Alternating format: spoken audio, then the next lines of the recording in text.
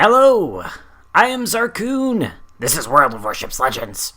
On screen here, you see a game on Sea of Fortune, new map. I am playing the rather less new Tier 7 Japanese battleship, the Amagi. I feel like every time I do a stream, I get, maybe not every time, that might be an exaggeration, but I feel like a lot of the times when I'm doing a stream, I get a request by viewers to take out the Amagi.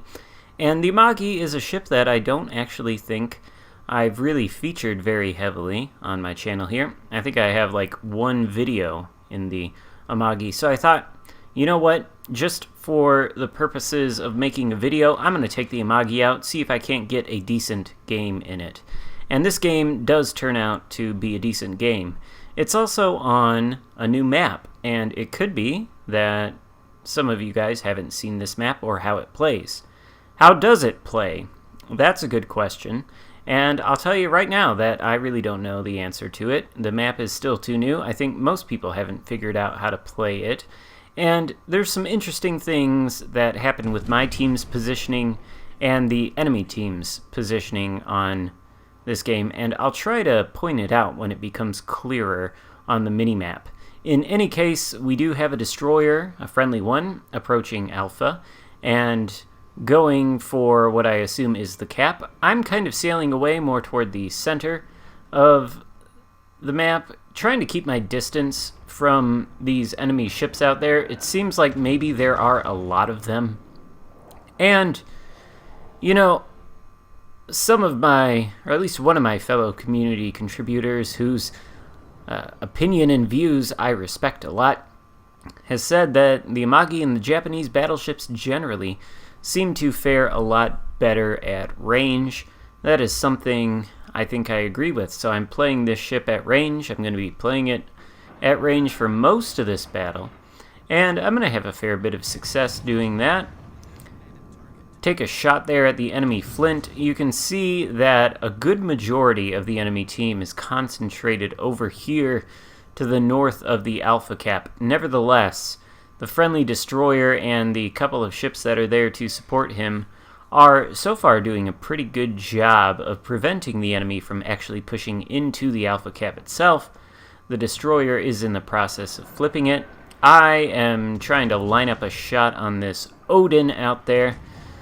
For some reason, my guns are not all cycling together, and I'm moving toward the Charlie Cap, kind of trying to keep an eye on the minimap at this point for the location of the enemy destroyer.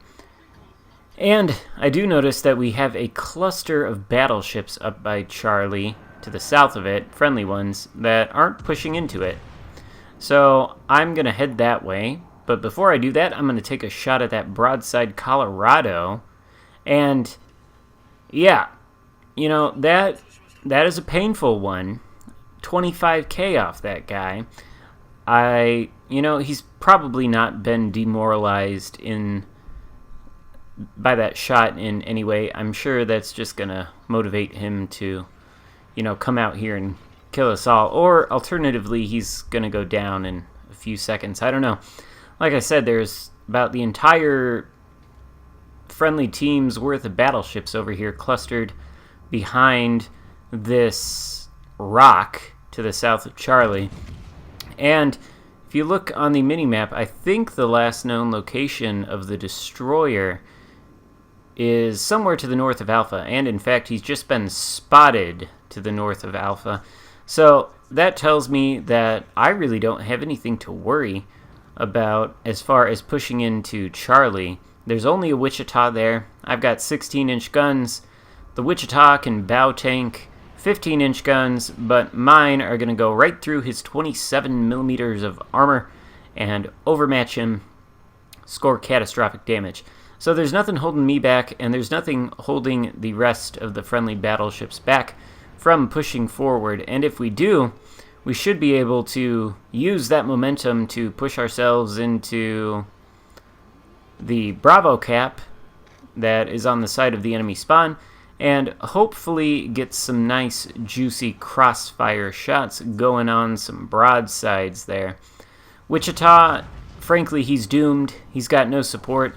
The Colorado that was over there, unfortunately, he succumbed to the damage that my teammates were able to inflict on him after I scored that pretty big Citadel hit.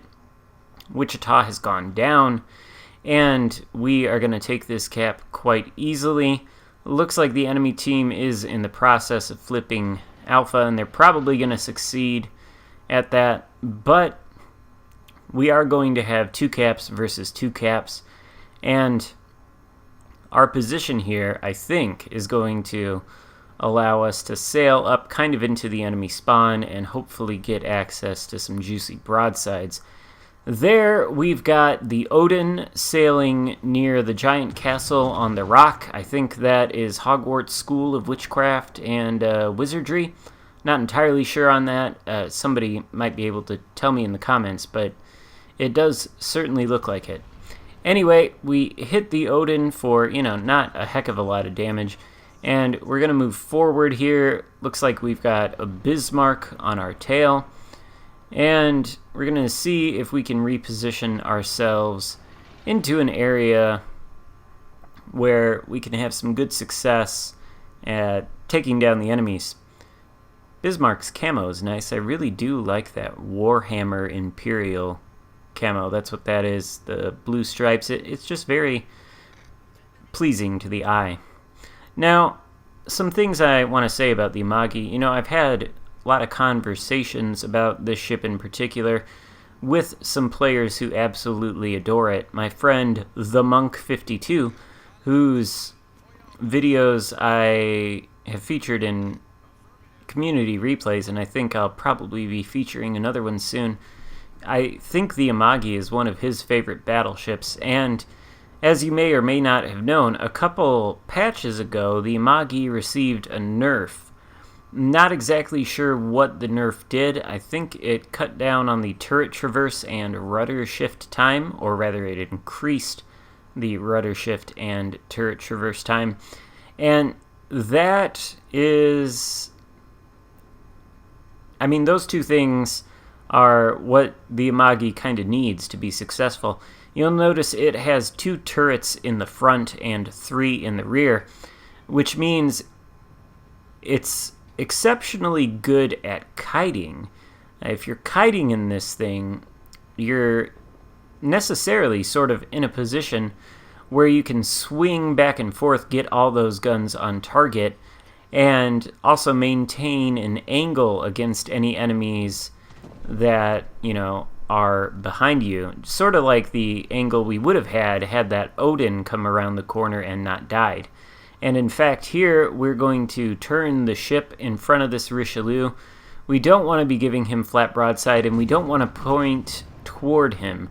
We want to point away from him. Doing that, of course, when you're kiting away, sailing away from the enemy, it makes you harder to hit.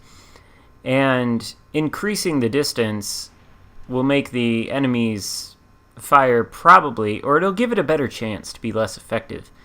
The Richelieu is now turning in as we turn to open up our angle and get all of our turrets on target. Kind of aiming at his guns there. We want to take those out, and we do take one out temporarily. We also get 13k from that salvo, which is pretty not good for him. And now we're closing up the angle again. Just in case he decides to shoot AP, we're hoping to bounce any of his shells.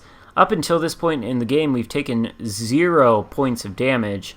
And in fact, there the Richelieu does score a little bit of damage on us and takes out one of our turrets. That's fine. We disable one of his turrets permanently, and we leave him with not a lot of hit points left. Now that he's behind the island, we're safe to turn around, and then we're going to start heading forward more into the enemy team. We're almost even on ship counts. Looks like we've got one more ship than the enemy team does, but we hold 3 of the cap circles, so this game is shaping up to be a pretty comfortable win for us. And I think part of that is because, this is a new map. Again, not a lot of people probably know the best ways to approach it. And what we had earlier on in the game was not really a lemming train, but an intense concentration of enemy ships to the north of the Alpha Cap, and also an intense concentration of friendly ships to the south of the Charlie Cap. Now, the difference between what my team and the enemy team has done is, first of all, my team did a great job. Whatever ships were near the Alpha Cap, they did a great job of kind of impeding the enemy's progress as far as taking that cap goes. And in fact, the friendly destroyer was able to flip that, at least for a while, before it was retaken by the enemies. And the enemies, they didn't have a ton to worry about apart from that destroyer. Most of their team was over there. And probably what they might have wanted to do to be a little bit more successful was, be a little bit more aggressive. Now, the battleships that were with me behind that rock earlier to the south of Charlie, we all did kind of push forward. And I think that the fact that we pushed and the fact that the enemy team kind of didn't, or was a little bit hesitant early on in the game, is what has led us to this situation where we've got 4 battleships left versus a single enemy destroyer who is right there and who I'm going to get to shoot at, and then a single enemy battleship. We're basically going to wrap this game up here pretty quickly. And we do hit the Akatsuki for a single over-penetration, not a lot of damage. The Akatsuki, unfortunately, does take down the friendly Colorado, and that kind of does put us into a little bit of a position where we could potentially be in danger of losing the game if we screw up a little bit too badly.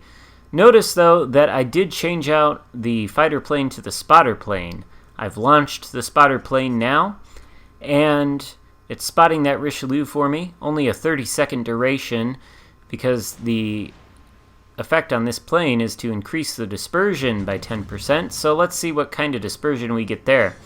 Yeah, it's pretty nice. The Richelieu goes down to a citadel, or with a citadel, and we've got 114,000 damage now. Friendly destroyer, or enemy destroyer rather, is still, as of yet, unaccounted for, but we're about to hit 1,000 points and win this match. So, there's a look at the Amagi for you. Nice, decent, solid game. No kind of records being shattered here, but got to look at a new map and the spotter plane consumable in action a couple of times.